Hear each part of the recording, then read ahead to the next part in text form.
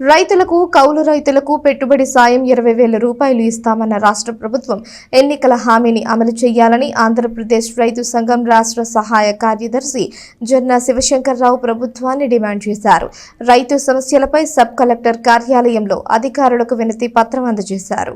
రైతు కౌలు రైతు వ్యవసాయ కార్మిక సంఘాల పిలుపు మేరకు గురువారం సబ్ కలెక్టర్ కార్యాలయంలో పరిశీలనాధికారి ఏ జయరావుకు ఐతాన్ నగర్ కైటివరం ఎరికలపూడి సచివాలయంలో రైతు సంఘ నాయకులు వినతి పత్రాలు అందజేశారు. అనంతరం గోలి డొంకరోడ్డు నేలపాడులో వెదపెట్టి నీట మూలిగిన పొలాలను రైతు సంఘం బృందం సందర్శించింది. ఈ సందర్భంగా జొన్న శివశంకరరావు విలేకరులతో మాట్లాడుతూ కేరళ తరహా రుణ విమోచన చట్టం చేయాలని, రైతు కౌలు రైతులకు 2 లక్షల రూపాయల వరకు బ్యాంకుల్లో ఉన్న అన్ని రకాల రుణాలు మాఫీ చేయాలని కోరారు. ఏపీ రైతు సంఘం జిల్లా ఉపాధ్యక్షుడు ములకా శివసామిరెడ్డి మాట్లాడుతూ పంట కాలువలు, మురుగు కాలువలు పూడుకుపోయిన తూటాకు గుర్రపు డెక్కను సత్వరమే తొలగించేందుకు చర్యలు తీసుకోవాలని కోరారు.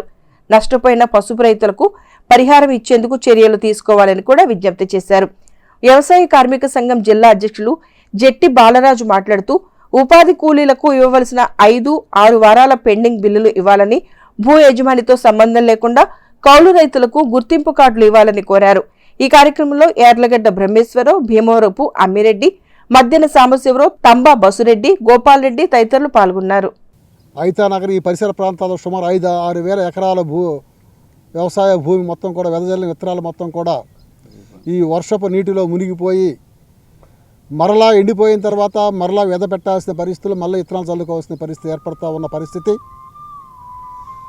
మేము ఈ క్రమంలో డ్రైనేజీ వ్యవస్థని బాగు చేయాలని చెప్పేసి మేము ఇరిగేషన్ డ్రైనేజీ బోర్డు వాళ్ళకి రిప్రజెంటేషన్ ఇచ్చి ఉన్నా కూడా మరొక పక్కన నిన్న 10వ తారీఖు నాడు బకింగ్హామ్ కెనాల్లో డెల్టా ఏరియాకి నీరు అందించిన పరిస్థితి.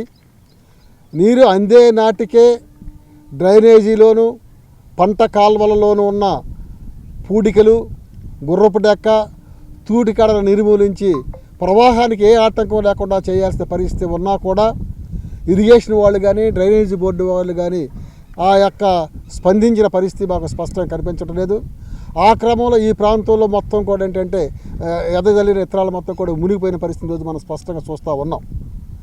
ఆ నష్టపరిహారానికి బాధ్యత ఎవరు వహించాలని చెప్పేసి మేము ఇవాళ ప్రభుత్వాన్ని ప్రశ్నిస్తూ ఉన్నాం. అదే క్రమంలో ఈరోజు ఖరీఫ్ ప్రారంభమైన పరిస్థితిలో పెట్టుబడి సాయానికి 20,000 రూపాయలు అందిస్తామని చెప్పేసి తెలుగుదేశం పార్టీ ఎన్నికల మేనిఫెస్టోలో రైతాంగానికి హామీ ఇచ్చింది. ఆ క్రమంలో ఖరీఫ్ ప్రారంభమైన సందర్భాల్లో 20,000 రూపాయలు వెంటనే రైతు ఖాతాల్లో జమ చేయాలని చెప్పేసి, ఆ క్రమంలో ఇన్పుట్ సబ్సిడీ అందించాలని చెప్పేసి, బీమా 2022, 23, 24 బీమా మొత్తం కూడా ఇప్పటికి కూడా అంటే నష్టపోయిన రైతులకి ఆ బీమాని ఇప్పటికి కూడా రైతు ఖాతాలో జమ చేసిన పరిస్థితి లేదు. అది కూడా వెంటనే ఆయా రైతాంగ ఖాతాల్లో జమ చేయాలని చెప్పేసి, కౌలు రైతులకి గత జగన్మోహన్ రెడ్డి గారి ప్రభుత్వంలో ఏదైతే భూ యజమాని సంతకం పెడితేనే కౌలు కార్డులు ఇస్తామని చెప్పారు. కౌలు కార్డులు ఆ విధంలో ఏంటంటే కౌలు కార్డులు వచ్చే పరిస్థితి కనిపించడం లేదు. కౌలు రైతులు నష్టపోతూ ఉన్నారు. మేము రైతు సంఘ కౌలు రైతు సంఘం ఏం డిమాండ్ చేస్తూ ఉన్నామంటే భూ యజమానితో సంబంధం లేకుండా గ్రామ సభలు జరిపి గ్రామ సభలలోనే కౌలు రైతులు గుర్తించి కౌలు కార్డులు ఇచ్చి కౌలు రైతులు ఆదుకోవాలని చెప్పేసి ఇప్పుడున్న నూతన ప్రభుత్వాన్ని మేము డిమాండ్ చేస్తూ ఉన్నాం. అదేవిధంగా వాళ్ళకి రుణ సౌకర్యం కూడా అందించాల్సిన అవసరం ఉంది. పక్కన తెలంగాణ రాష్ట్రంలో 2 లక్షల రూపాయల రైతులకి కౌలు రైతులకి రుణమాఫీ చేశారు. ఆ క్రమంలోనే రైతులకి కౌలు రైతులకి 2 లక్షల రూపాయల రుణమాఫీ చేయాలని చెప్పేసి మేము ప్రభుత్వాన్ని డిమాండ్ చేస్తూ ఉన్నాం. ఆ క్రమంలోనే ప్రధానంగా ఈ మధ్యకాలంలో మనం చూస్తూ ఉన్నాం పరిస్థితులు మొత్తం కూడా గిట్టుబాటు ధరలు లేక రైతుల ఆత్మహత్య పరంపర కొనసాగుతూ ఉంది. దానికని అరికట్టాలని చెప్పేసి అంటే స్వామినాథన్ కమిషన్ సిఫారసు ప్రకారము C20+ ప్రకారం ఏంటంటే 50 ప్రకారం ఏంటంటే మద్దతు ధరలు ప్రకటించాలని చెప్పేసి చట్టరూపం తీయాలని చెప్పేసి ఈ డిమాండ్స్ మొత్తం మీద ఇవాళ రాష్ట్ర వ్యాప్తంగా అన్ని సచివాలయాల కార్యక్రమాలు అడ్మిన్స్కి మేము రిప్రజెంట్ చేస్తూ వారి ద్వారా ముఖ్యమంత్రి గారిని ఆ యొక్క వినతి పత్రం అందించాలని చెప్పేసి క్రమంలోనే ఈరోజు మా గత సంవత్సరం అనుభవాన్ని దృష్టిలో పెట్టుకుంటే ఒక్కొక్క రైతు ఈ భారీ వర్షాల వలన 10,000 రూపాయలు నష్టపోయారు. పోయిన సంవత్సరం మేము రైతు సంఘంగా ధర్నాలు చేసి ఏదో తాత్కాలికంగా మురుక్కాలలో పంట కాలంలో ఉన్న తూటాకు గుర్రపు డెక్కకు తొలగించారు. కానీ ఈ సంవత్సరం ఇప్పటికే టెండర్లు పిలిచి ఇప్పుడేదో మొదలు పెడుతున్నామంటే ఇంతకంటే రైతుల్ని మరి ఎగతాళి చేయటం అనేది ఇంకా శోచనీయమైన విషయం. ఎప్పుడో వేసవికాలంలో చేయాల్సిన మరమ్మతులు ఇప్పుడు జూలై 20వ తారీఖు వస్తుంటే ఇప్పుడు చేస్తున్నామంటే మరి హాస్యాస్పదంగా ఉన్న పరిస్థితి. అందుకని ప్రభుత్వ అధికారులు కూడా స్పందించి వెంటనే చేయాలని కూడా విజ్ఞప్తి చేస్తాం.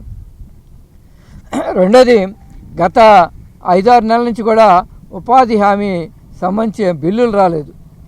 ఈ బిల్లులు కూడా తక్షణమే ఆయా లబ్ధిదారులకి ఇవ్వాలని కోరుతున్నాం. రెండోది,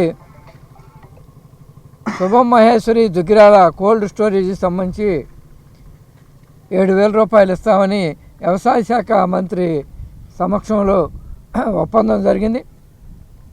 దీన్ని సాధ్యమైన త్వరగా రైతులకు ఇస్తే రైతులు కాస్త ఉపశమనంగా ఉంటుంది.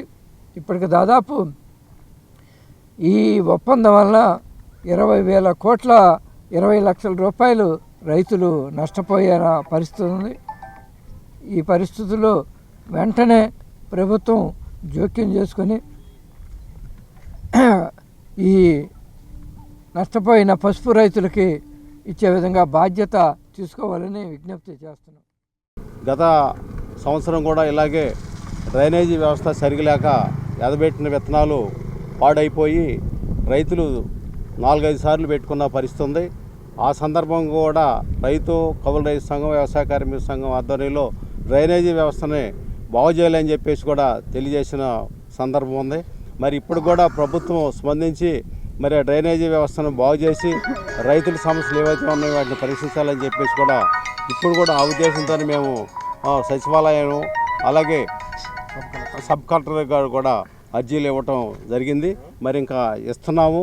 మరి ఇప్పుడు కూడా ప్రభుత్వం స్పందించి మరి ఇరిగేషన్ వాళ్ళు కూడా బడ్జెట్ కేటాయించి డ్రైనేజీ వ్యవస్థ ఏది ఉందో దాన్ని వెంటనే బాగు చేసి మరమ్మతులు చేసి రైతుల్ని ఆదుకోవాలని చెప్పేసి కోరుతున్నాము.